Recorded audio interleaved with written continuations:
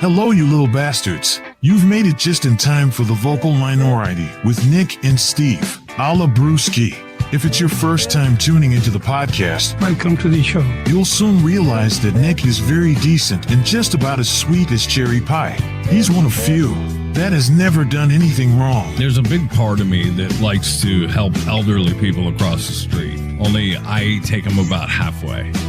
Okay, and then I just leave them there. I find I'm still doing more than the average person, so it is what it is. Steve is a guy that's exceptional, exceptionally horny. You definitely wouldn't want to have him around your mom if she's hot, but you will want him at every party. Who brings their mom to a party anyway? He's about as loyal as one person can be, and he loves his female fans. Oh, I do. I got a fan under the desk. I got a big one over here off to the side blowing me off the camera. Steve Harness! How do I even begin to tell you about Brewski? His mind is a vault of semi-useless information. Useless until you need it. It's at that very moment that his oddly overgrown brain will seduce you like Fabio and low-calorie butter. It's time for another brewski. This one is a crazy brewski. You're right, dude. We get it. Someone get me some Cheetos! Can we please move on, dude? You're right, okay? Let's get the podcast going, shall we? Ladies and gentlemen, it's the Vocal Minority with Nick and Steve. There's all kinds of elderly people roaming the middle of the streets in my neighborhood. Welcome to the program. It's the Vocal Minority with Nick and Steve. I'm just saying, dude. I've been doing a lot of that lately. Yeah, that's good. It's how you always know you're home. That's right. Wandering old people. It looks like a nursing home out on my streets. Welcome to the program, the Vocal Minority with Nick and Steve, a la Brewski. Welcome to the show. And we welcome you. Find the website, thevocalminority.net. There's stuff there. And go find our socials. Even more fun. Let's get a mood check today. 1 out of 10, Brewski, where are you falling? 10 being a fantastic mood, number 1 being just a crappy mood. Probably about a 7. Oh, that's not bad. Yeah. No, right. I mean, I'm getting up a little bit. I'm good. I was kind of down most of the day, but this gets you excited coming to do the show. So no, all right, love to hear that, dude. And I'm glad you're feeling good. Steven, 1 to 10, 10 being the best. I'm not very good at math, so I'm not going to assign any numbers to my mood. No numbers. Number 2. Yes, it does feel a little number 2-ish today, actually. Yes, but it's inching up. Further we get into the show. So here we go. Very good. There are moments in life you just want to live in, right? Yeah. Top of a mountain, doing a podcast, whatever it is. If only it worked that way. Drink it in. Steve met some hooker yesterday on top of a mountain at Genoa Peak.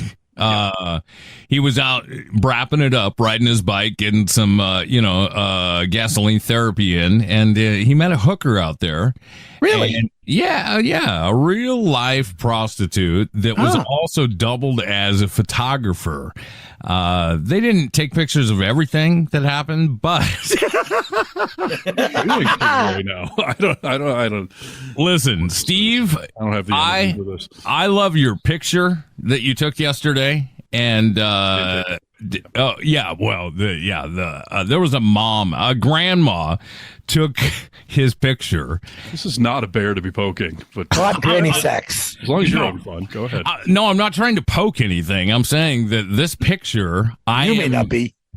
I am submitting this picture because I've showed it to 3 or 4 different people now, and they didn't believe it was you. They thought it was magazine cover.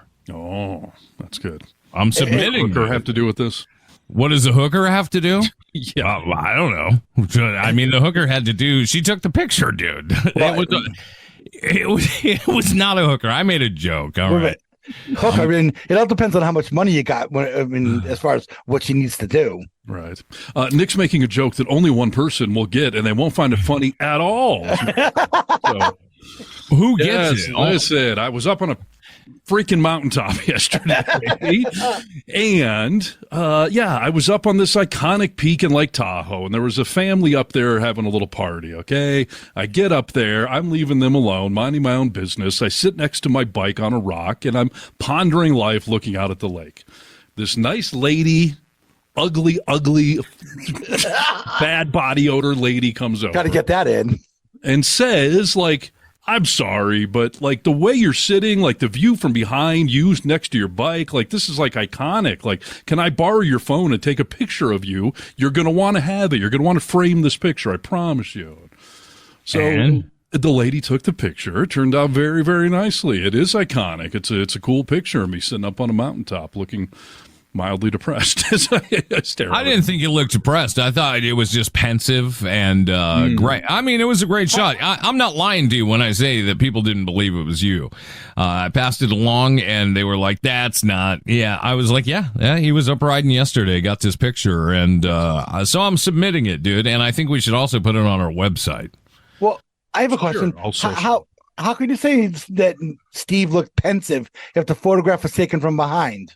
Kind of a Nick stares at me from behind a lot. So well, first of all, let me tell you that there's one shot of where he's looking off yonder at like a captain would. You're the only one that saw those though. Captain, captain. Yeah, I thought one picture I posted. She took a few. I picked one. I sent you the original.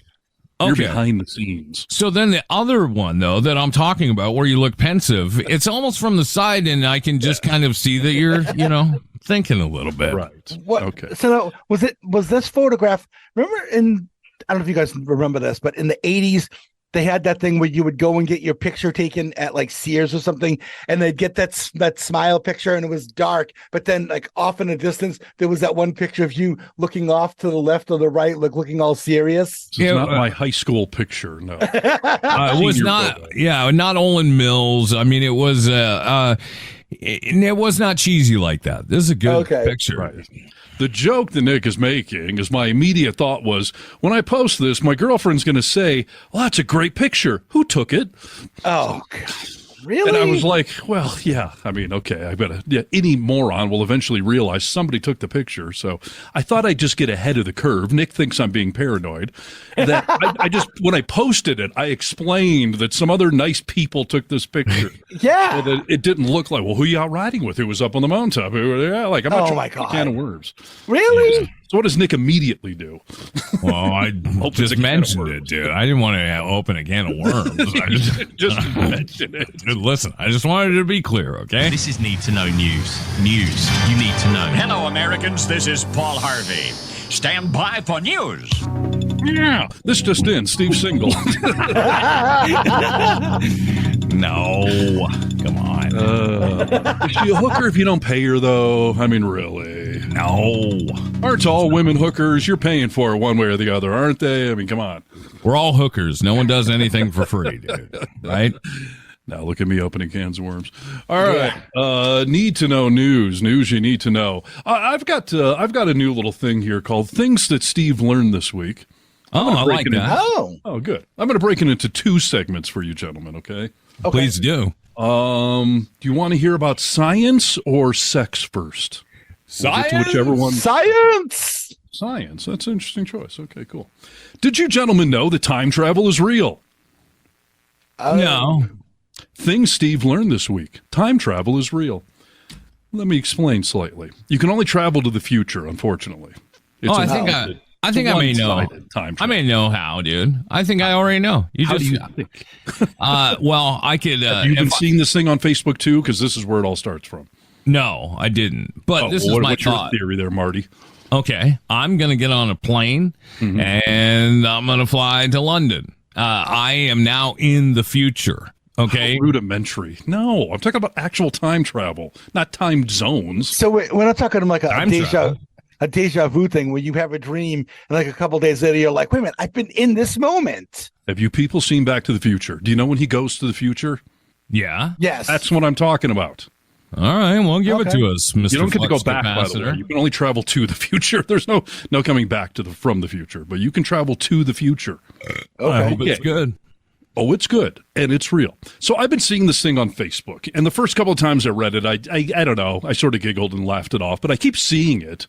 So I decided to do a little research and find out, well, is this real? It always has a picture of Neil deGrasse Tyson. I don't know if he's got anything to do with this or not, but this one physics. thing. Yeah, sure, it is. And I do believe he has stated this before, so I don't know if this is an exact quote or not, but it says, if you leave Earth at age 15 in a spaceship at the speed of light and were to spend 5 years in space traveling at the speed of light, when you get back to Earth, it will be 20 years older. So you'll only be 15. Anyone else who is your age would be 65. This is a phenomenon known as time dilation in physics. And I looked it up. Time dilation is a real thing. So how is that not time travel? I can enter a device, spend X amount of time in the device, and when I come out, 5 times the time has surpassed. I can spend 5 years in the spaceship and come out 20 years later. That's time travel. No, I mean, it's the same thing I was talking about, basically. It's just a not different changing time zones. You're still, you leave at age 5, okay? When you come back, you're going to be 15 years old. You've aged 10 years. That doesn't happen when you fly to England. Listen, it's and everyone else, I will be 65. You'll only be 15. I'm telling you this, muy rapido, okay? This is me, listen, me going to London, it's only 5 hours. You're going to be spending so much time away that, of course, when you come back, we're all going to be older. It's just a difference of length of time zone. So, what are you talking about? So this whole speed of light thing, I mean, how are we going to find Han and Chewie to take us going the speed of light? Well, now, see, that is a problem. This is a theoretical thing. However, they say you can actually do this here on Earth. It is real. So I'm reading an article from Forbes, okay? Credible magazine, right? Yes. There's such a thing as a magazine anymore.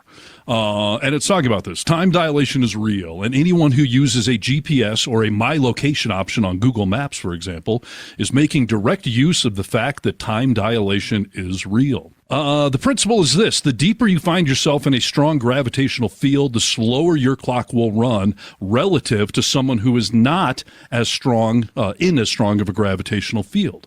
This can be translated into meaning the closer you are to something large, the slower your clock will run. However, it also means that if your 2 clocks are the same distance from 2 objects, one which has a much stronger gravitational pull than the other, say a planet, the clock around the more massive object will run slower, even though both clocks are the same distance away.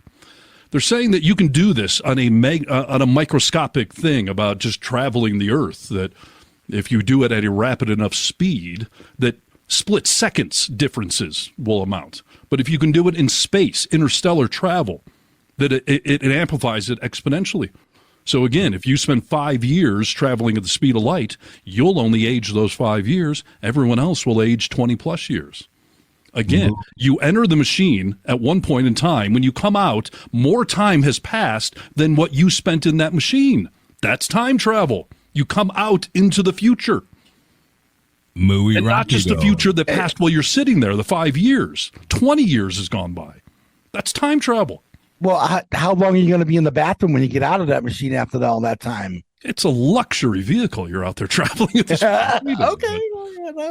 But this is a fun little meme thing, but it's real. You can time travel. This is science fiction at this point, because you can't do it. Yeah, I mean, it's not possible. I just told you how it's possible to do here on planet Earth, but it's fractions of seconds. So the principle is real. It's theoretical physics, but they have proven it on the microscopic that it does work. So that if you take it to the next level, intergalactic travel, years will have passed. Well, you spent minutes. Time travel. Time travel is real. I don't know if I buy it, to be honest with you. I mean, it's science. It's real. I hate to be the person to say if somebody said something, then it has to be true. But if someone like Neil deGrasse Tyson tells me something, especially something like this here, I'm going to lean more towards on his side of things without completely buying it. But I'm at least be like, if he's telling me this, maybe there's some truth to it, Right. Now, again, you can't actually do what I'm saying right now. We can't travel at the speed of light, so you can't actually go travel 20 years and 5 years. But the theoretic physics exist. And think of where that could extrapolate to. Like, where could they take this? Well, it means that time travel is plausible. Someone could invent a time machine at some point. Yeah, but we're most likely going to be dead when that happens. So maybe. And again, only to the future. You can't travel the past. Past has already happened. Now I'm getting into some other movies, but you can't change the past. The past has already happened. If you travel to the past, that becomes the present. Oh, Now I'm blowing my mind. Well, the truth of the matter is the present is called a present because today is a gift. And I'm taking it back then. Did you say the receipt?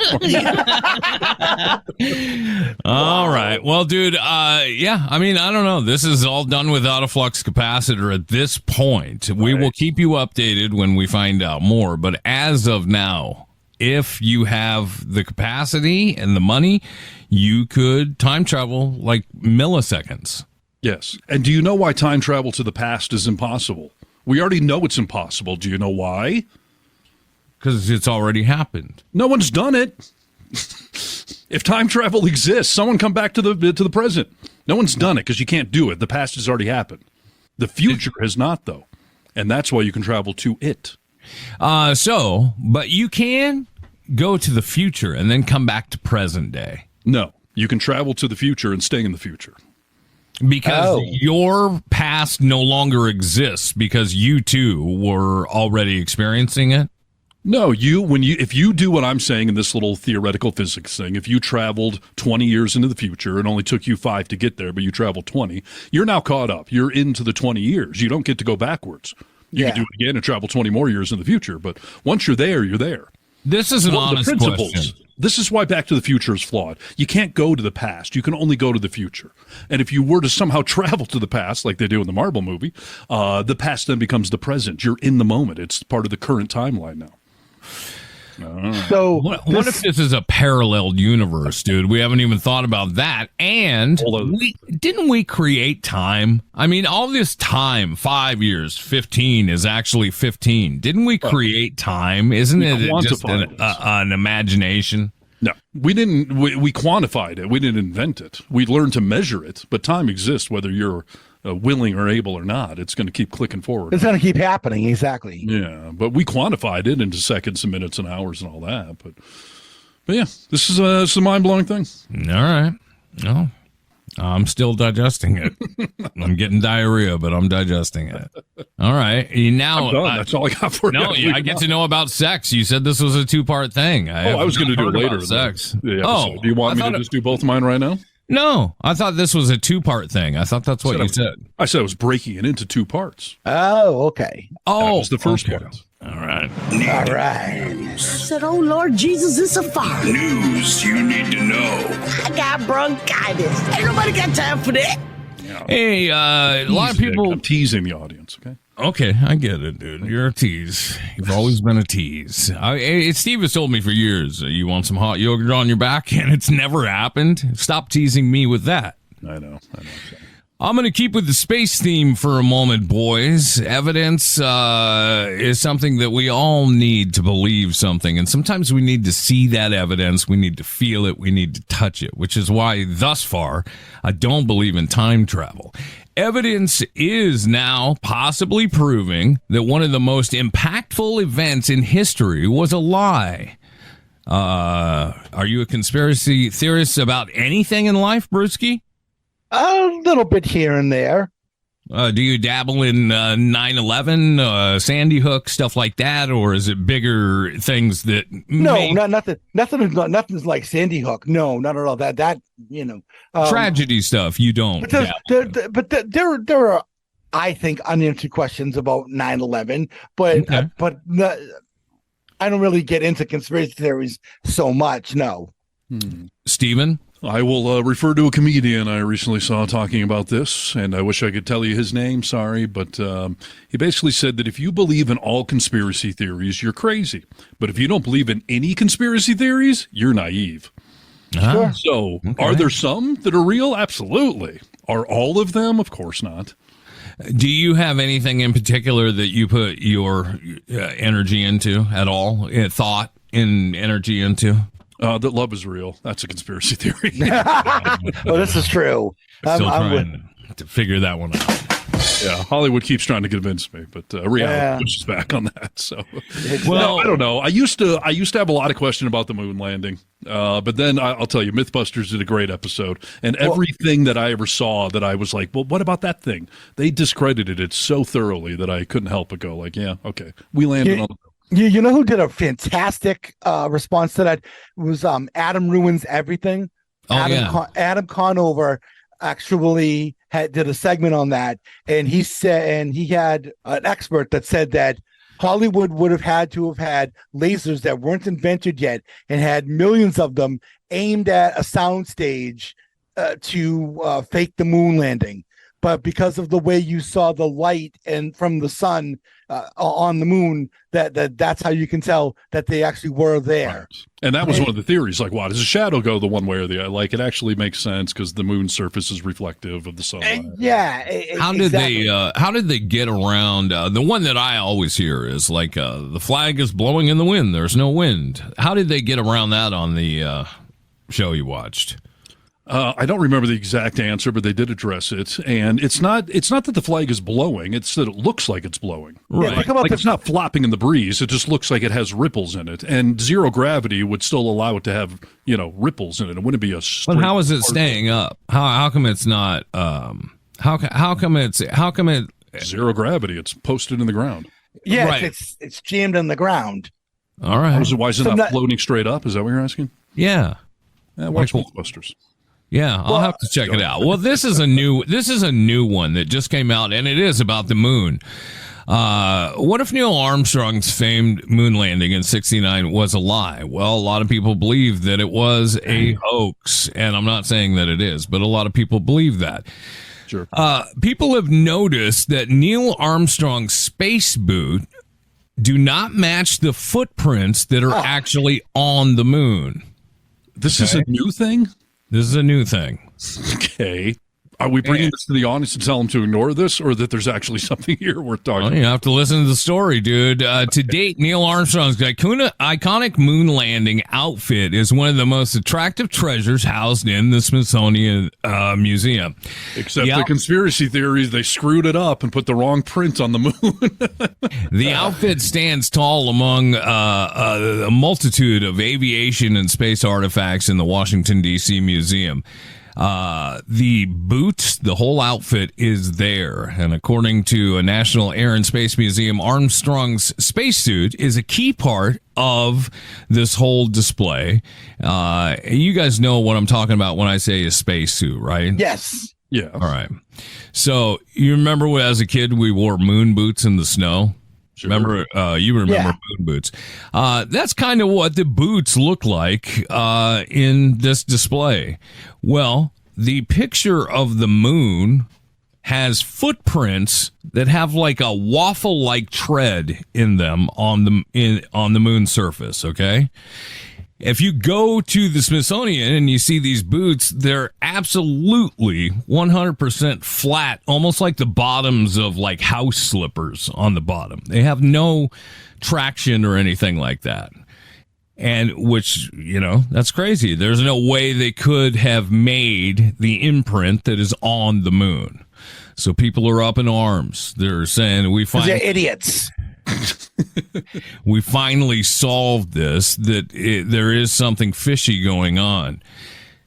They took it to the officials, and this is what they said. And now you can decide whether or not they're idiots or if this has to any merit to being a conspiracy.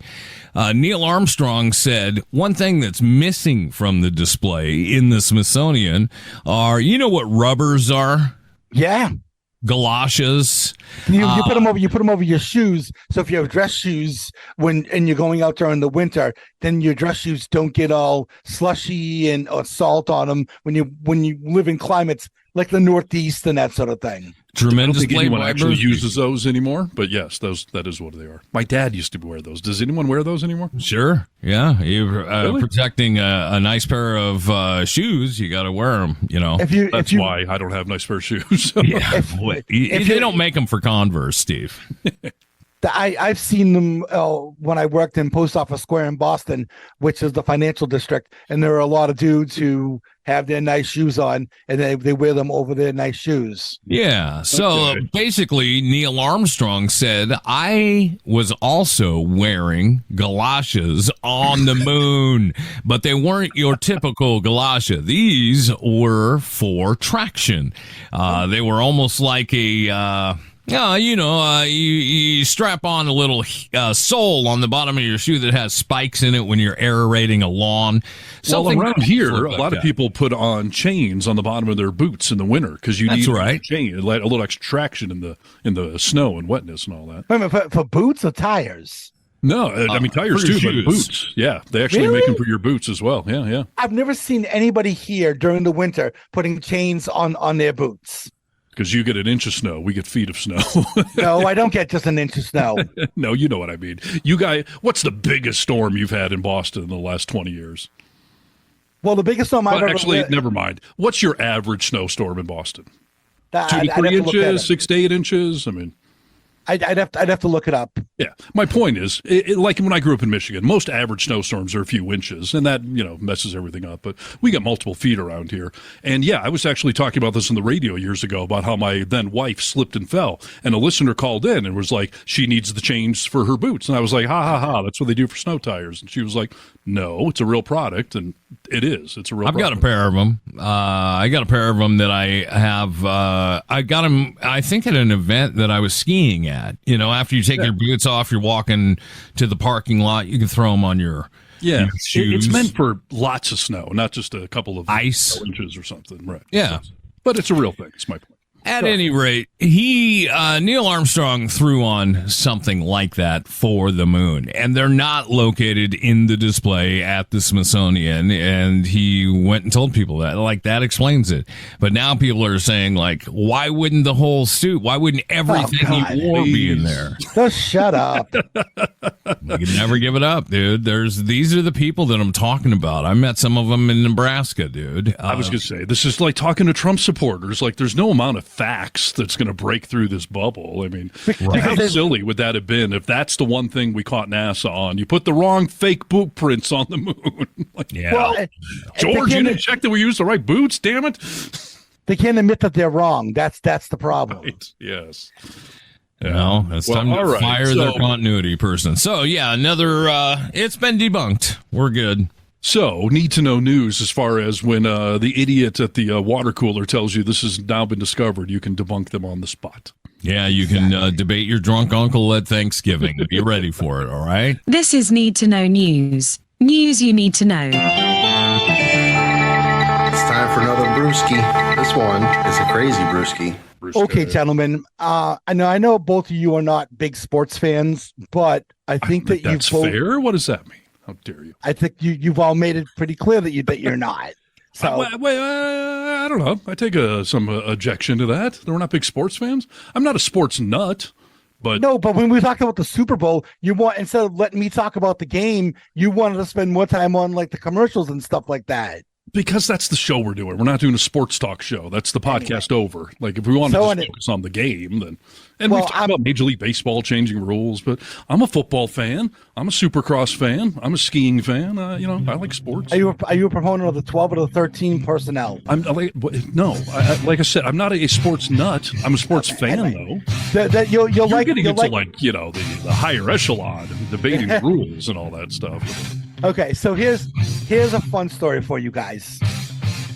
Do we all know about Bill's Mafia? The Bill's Mafia. I have a member here in my community that talks about it a lot. Okay, so Bill's Mafia, that's what they call the fans out in Buffalo. And they're known for really kind of getting after it and partying hard when it comes to tailgating and that sort of thing there. Sure, they live in Buffalo. I'd imagine they'd have to party hard. So. Exactly. And you guys have been to parties where people kind of maybe overdid it a little bit. Sure. Yeah, if it's a good party. Yeah. Okay. So tell me what you think about this. A man was charged after he allegedly jumped a fence while under the influence of multiple drugs and alcohol and fell into a pit at the new Bills Stadium on Sunday. Police responded to the area just before 12:20 p.m. after Erie Community College security personnel flagged them down.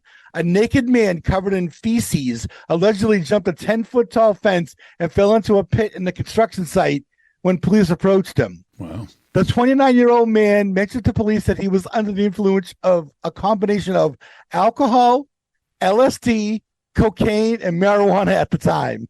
Wow. That sounds like a party. That's quite a cocktail. Yeah, I would say so. And this is all at just after noon.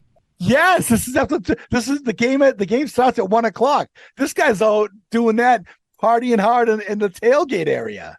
Wow. Is it covered in his own feces? Where'd the feces come from? Weird. I would imagine. Is. I believe what happened was he went into here it is.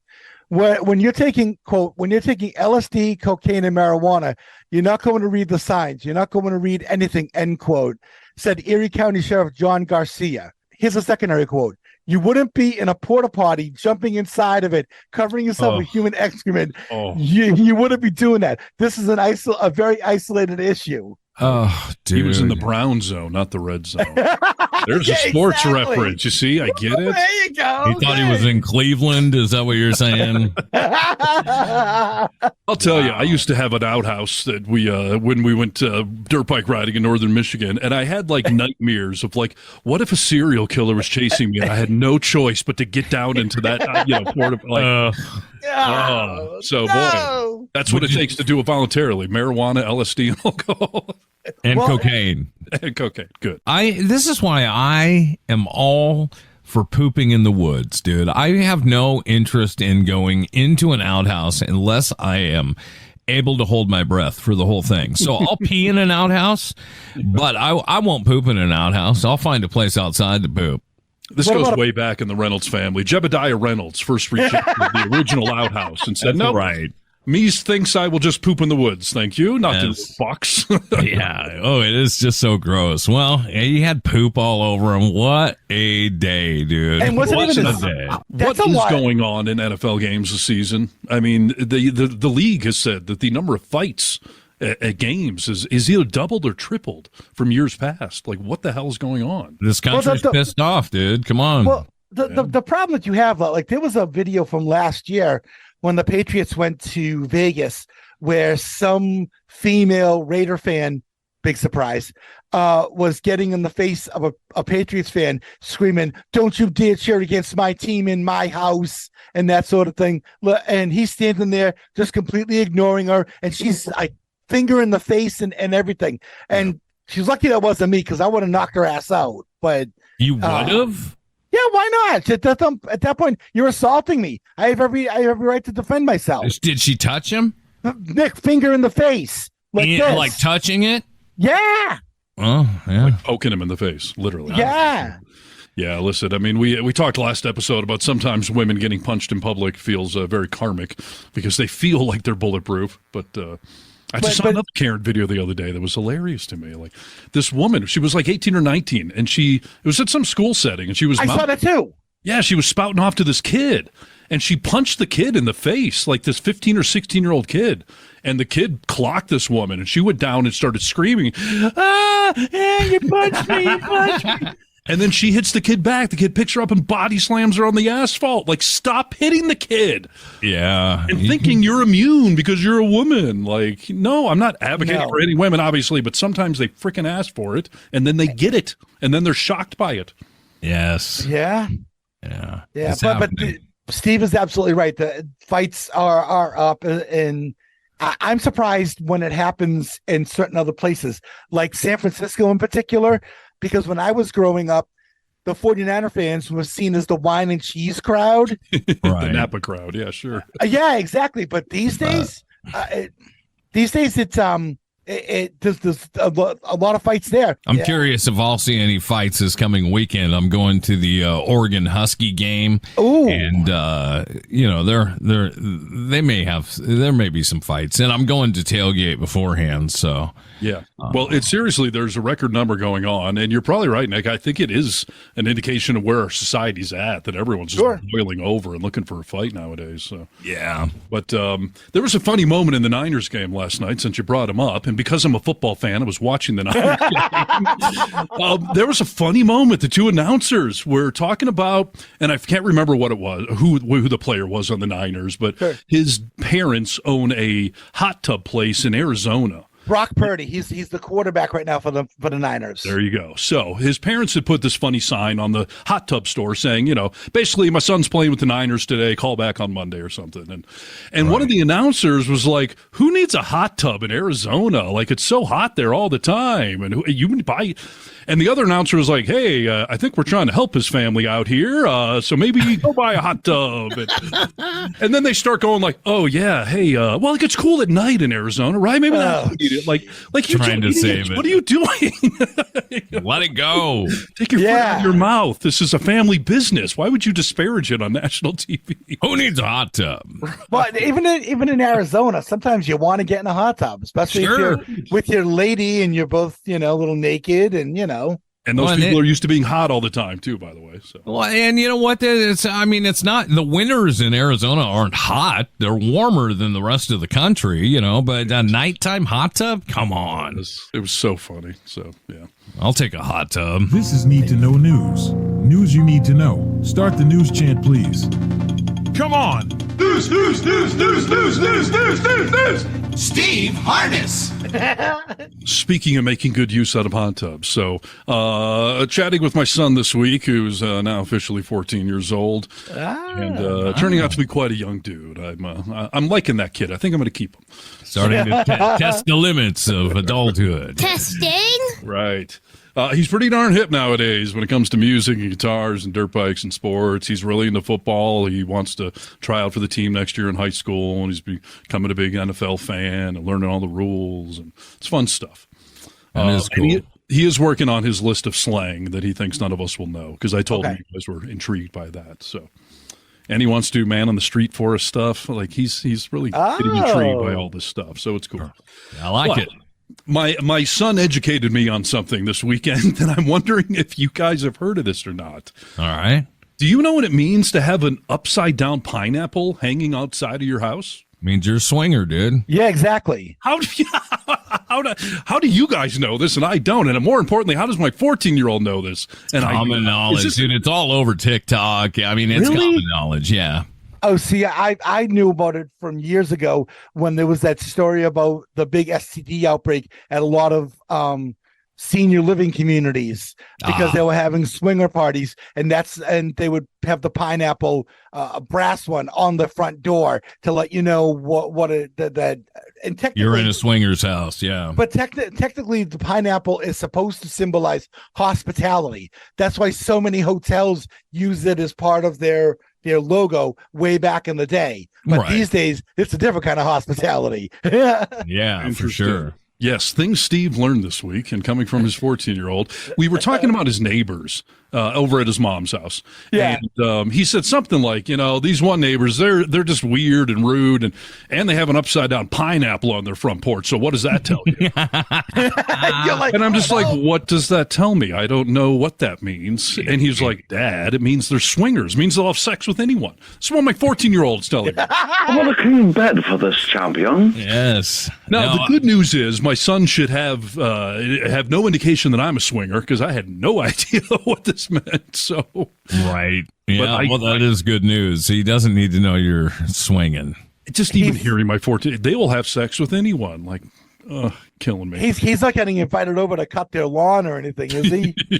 Yeah, no kidding. Be careful. I mean, technically, to be a swinger, you got to bring someone. It's not just, you can't just stop by as a single dude. Right? It's interesting. A single lady can, yes, but usually not a single dude. Oh, you kidding me? They'll take all the single ladies that show up that they can take. Come on, what about fairness between the sexes? Why do women get that advantage that men don't? Damn it. Please. It is interesting to see that little boy growing up, dude. You know what I mean? Like, honestly, it's crazy. Yeah, I didn't know that was a thing. I didn't know it was all over TikTok. I don't know what videos you're seeing. I don't ever see that on There's there. a lot of people. There's a lot of I follow this one guy who pranks people, and he's pretty good at it and funny. And he walks around grocery stores leaving pineapples in people's carts, putting them upside down in people's carts.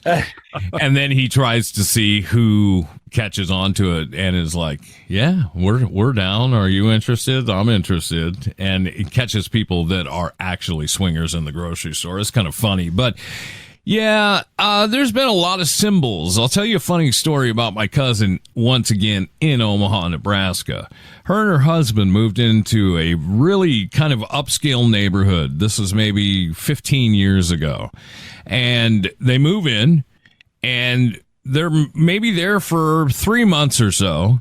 And my cousin realizes as she's driving through the neighborhood that certain houses have this huge red rock, painted red rock outside in their flower bed or whatever.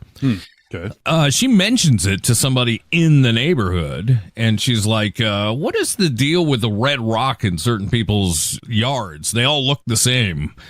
She says, you don't know about the red rocks? She's like, no. She was like, you live in a swinging neighborhood. This is a swinging neighborhood. And the people that have the red rocks outside are actively inviting new swingers. But everyone who lives in this neighborhood, this is a swinger neighborhood. Oh, the realtor forgot to point that out to me when I walked out. Yes. Is there a Zillow for those sorts of neighborhoods only? I don't think so, dude. I think it's got to be, your realtor should say something, but yeah, they lived there for a couple of years and moved out because it was a swinging neighborhood. Wow. And how does that work? Do you just knock on the door and sign up on a list? Do you just party down right there? Oh, I think they have parties that you come to, and it's you get on the guest list after you knock on the door. Exactly, yeah. There you go. Wow. Have you been to a swinging party, Brewski? I know you've done some swinging. Yes, I have. To an actual party? Yes. And there's rules when you get there. I mean, of certain things you can and can't do. Well, just usual things like, no is no, and that being respectful and that sort of thing. And yeah. Well, good. How does that unfold, though? Do you have to tag in? Do you have to ask permission first? Do you want to swing? Wow. No, you can go and you talk to people, and you can kind of tell whether somebody's interested in you or not. Is a swinging party different than an orgy? As in, are people like having sex all over the place and you're just watching and or join in? Or do you take a swinging partner to a specific closed door area? It depends. So when you go with your partner may split off from you. It depends on who you're with. You may be together, and then you kind of approach another couple together. That's usually how it works. Because I feel like a real tool if someone came and grabbed my woman and I'm just standing there. What do I do now? That's every party I've ever gone to with my wife, by the way. They come and grab her? She just abandons me at the party. Oh, yeah. Well. Yeah, well, I mean, it just all depends on what kind of situation you have with your partner that you're going to the party with. Because I've seen some documentaries on swinging, and they basically showed it as, sometimes you go and, you have 30 minutes of conversation with another couple, and the four of you decide to swing. But there's other times where group sex, is wanted and does happen, as far as I've seen in documentaries, Yes, and that does happen. And there'll be times, though, where things are happening, and maybe another woman happens to come over and she wants to join in or have a few minutes with you. It happens. But you got to ask or tag it. I can't just join in if I see someone going at it on the floor. No. Another guy, no. But don't again, say no like that. That's so crazy. It is. I mean, you got to ask. Yeah, you have to. You still got to have consent. Okay. Here's the thing. Yeah. And I'm gonna do this without being too explicit. And by the way, how much of a loser are you if someone's like, nah, it's all right. I'm going to pass on you. I'm sitting in a chair and at this party, and the woman that I was with was giving me oral. Okay. And then another woman happened to come over and say hi, and she knelt down on the other side of my legs and asked her, "Do you mind?" The woman I was with, and she was like, "No, not at all." And then she took over giving me oral. Wow. So she didn't ask you for consent. She asked your partner, "Do you mind if I slip in?" Because think about this. What guy is going to say no to that? It depends what she looks like. I don't know. That doesn't matter, Nick. It really didn't matter. Huh? Well, then why do you even have to ask to start blowing dudes? No, because she was kind of mid action, and then she kind of came up for a second, and then she asked her, instead of just grabbing my penis and starting to go to town. It's like when you're dancing with somebody and someone says, "May I have this dance? Can I cut in?" Can I cut in? Yeah. Yeah. Wow. But that's just one example. But yeah, it does happen. Were there pineapples involved? What, are we in ancient times? We haven't digitized the swinger scene. We still have painted rocks and upside down pineapples displayed. It depends. It depends on where you live, though, too. And not everybody wants to spend all their time online. Yeah, some people are purists. Like I still want to smoke flower. I don't want to vape all the time or eat edibles. I'm a purist. Why not just hang a sign then that says "I'm a swinger, want to bang?" and knock on the door? No, because then you guys all knew this. I didn't know the pineapple thing, but you guys say it's commonplace. So what's the difference?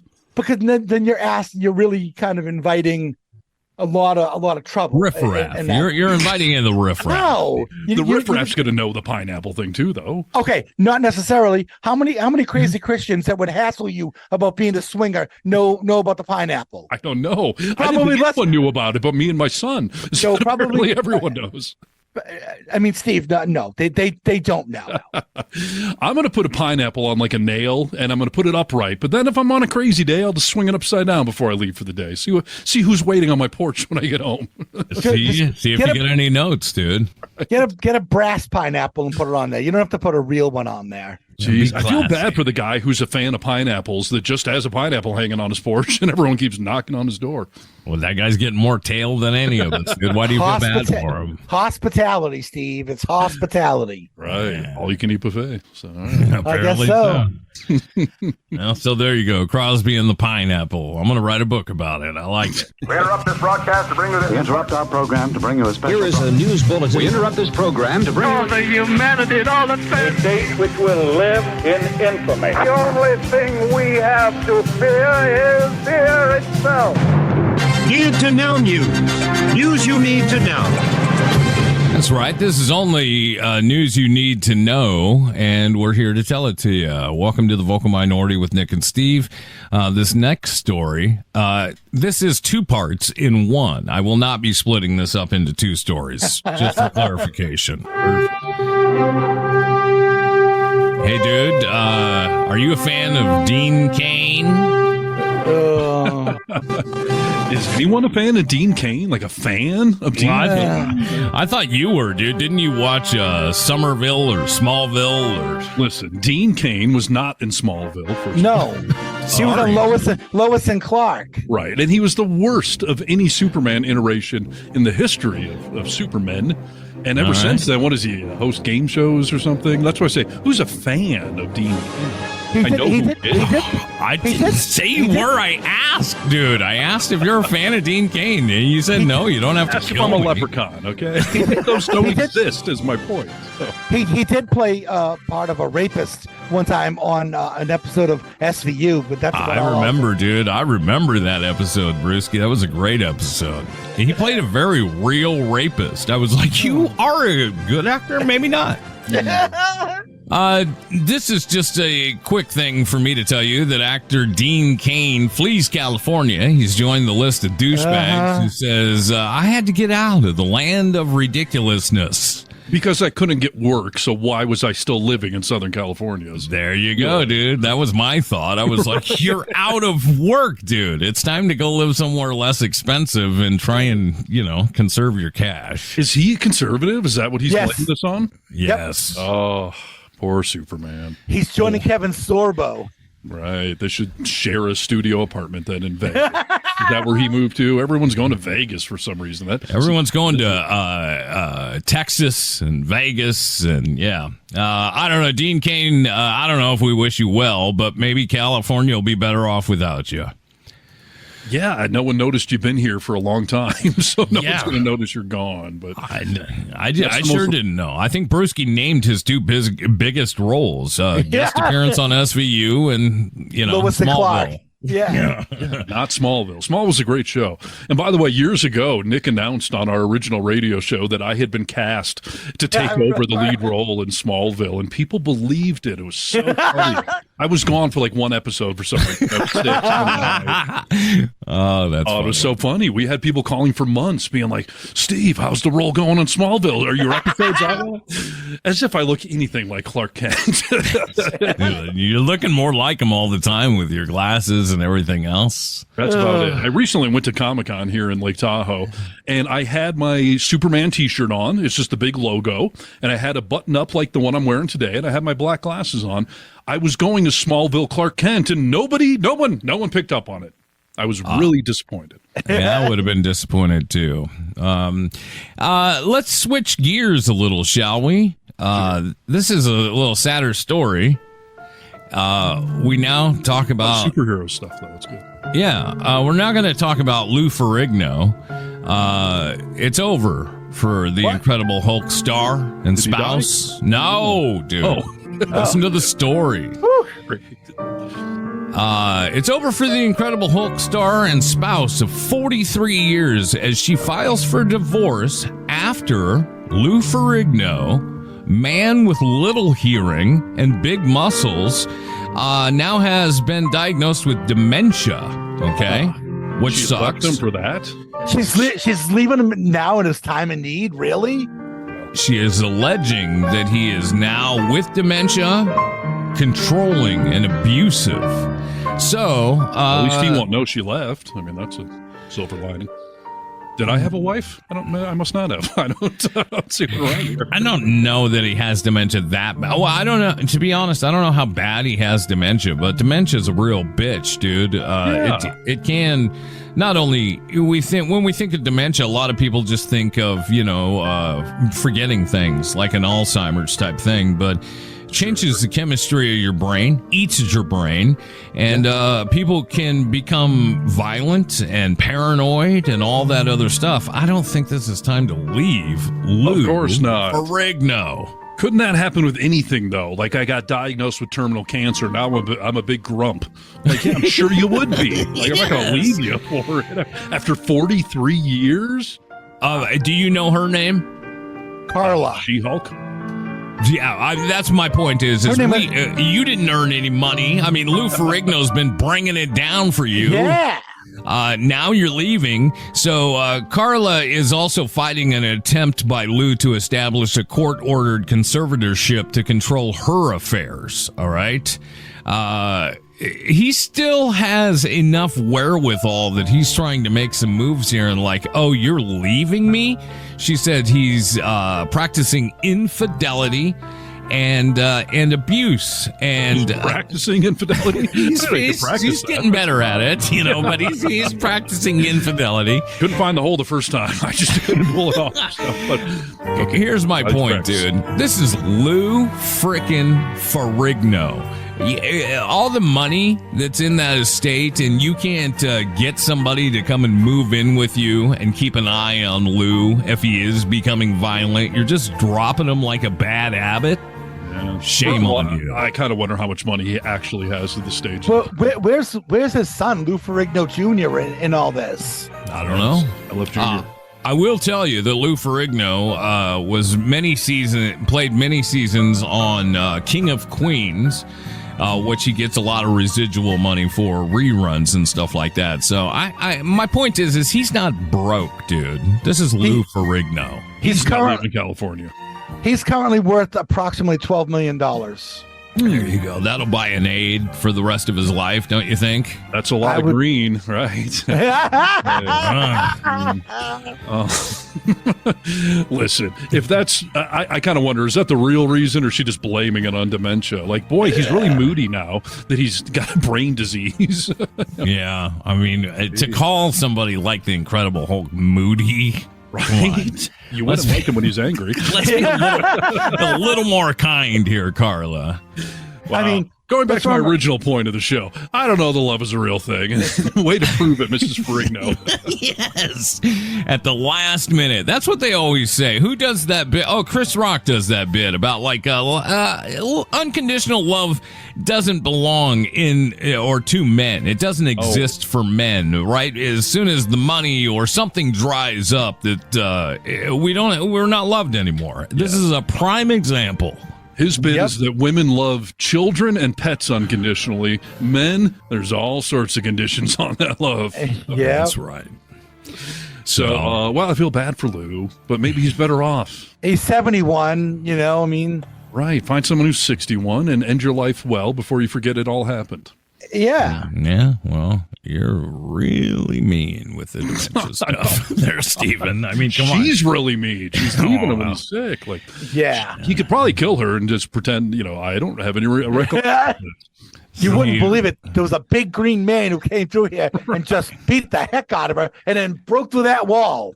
Accidentally left the purple pants on the floor, dude. Damn it. Well, it's the Vocal Minority with Nick and Steve Brewski. VocalMinority.net online. All our socials are there. Yep. Please find it. Please share it. Spread it.